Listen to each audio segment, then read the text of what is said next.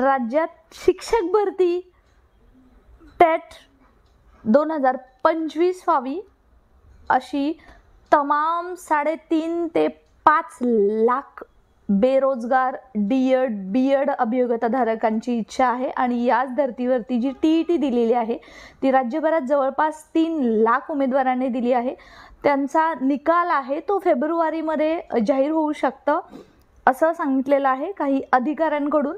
आणि त्याचबरोबर टेट कधी होणार आहे, जी तिसऱ्या टेटची वाट पाहतोय मित्रांनो। वास्तविक पाहता दुसऱ्या टेटचा दुसरा टप्पाही अजून प्रलंबित आहे, त्यासाठी आंदोलनं, निदर्शनं, मोर्चे सुरू आहेत। आणि हे असताना सुद्धा तिसरी टेट मार्च एप्रिल हे आपण पहिल्यांदा तारीख सांगत होतो, त्याऐवजी जून ते जुलैमध्ये घेण्याचं नियोजन महाराष्ट्र राज्य परीक्षा परिषदेनं केलेलं आहे। त्यामुळे जे अभियोग्यताधारक आतुरतेने तिसऱ्या टेटची वाट पाहत होते त्यांच्यासाठी ही सुवर्ण संधी आहे। केवळ आपल्या हातामध्ये 5 महिने आहेत आणि 5 महिन्यामध्ये जर तुम्ही चांगला अभ्यास केला, IBPS पॅटर्न असणार आहे याच्यामध्ये, आणि यामध्ये किती भरती होईल, यामध्ये नंतर संच मान्यतेनुसार याचा उशीर लागेल का, तर मित्रांनो सध्या संच मान्यता सप्टेंबर 2024 ची जी सुरू होती ती सप्टेंबर सुरू झाली, म्हणजे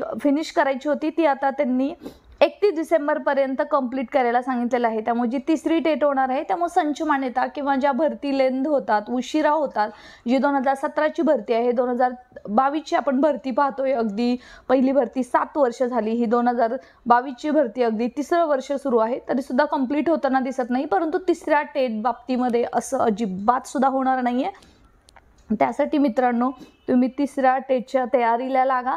वास्तविक पाहता जून जुलै हे जे टाइम टेबल दिलेलं आहे ते ॲक्च्युली उशिरा दिलेलं आहे, त्या अगोदर टेट व्हायला हवी होती आणि त्या पद्धतीचे त्यांनी कामसुद्धा चालू केलेलं आहे। परंतु देर से आए बट दुरुस्त आहे। आता महाराष्ट्र परीक्षा परिषदेनं हे सांगितलेलं आहे की हे जे आहेत परीक्षा आहे ती जून जुलैमध्ये घेऊ, कारण टी.ई.टीचा निकाल आहे तो फेब्रुवारीमध्ये लागणार आहे, कारण अजून त्याला 1.5 ते 2 महिने निकालासुद्धा लागू शकतात।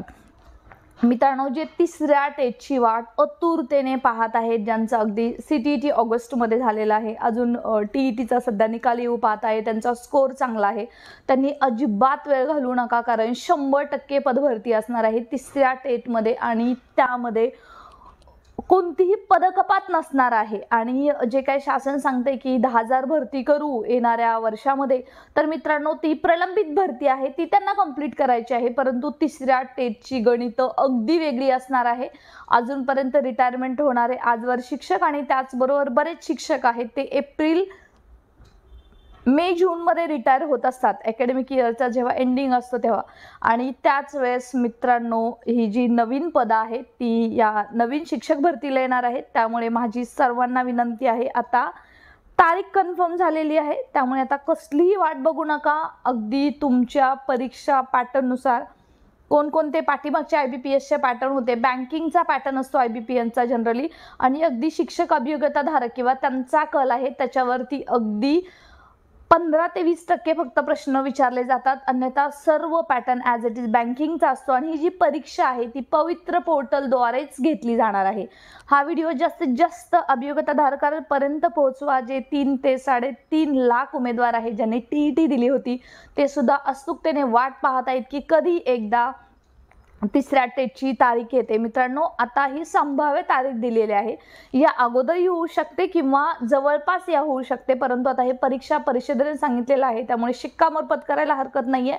कामाला लागा, अभ्यासाचं नियोजन करा। वेळ जरी अजून 4-5 महिने असले तरी वेळ कसा जातो हे लक्षात येत नाही, वेळ कोणाच्याच हातात नसतो, त्यामुळे फक्त वाट पाहू नका, तर कामाला लागा। जेव्हा तुमचे जर चांगले मार्क्स असतील तर तुम्हाला गव्हर्नमेंट द्वारे म्हणजे महाराष्ट्र शासनाद्वारे शिक्षक होण्यास कोणीच रोखू शकत नाही, कारण आता आपण पाहिलेले जे टॉपचे आहेत ते लागले जातात, दुसऱ्या टेटचा सुद्धा अनुभव आहे।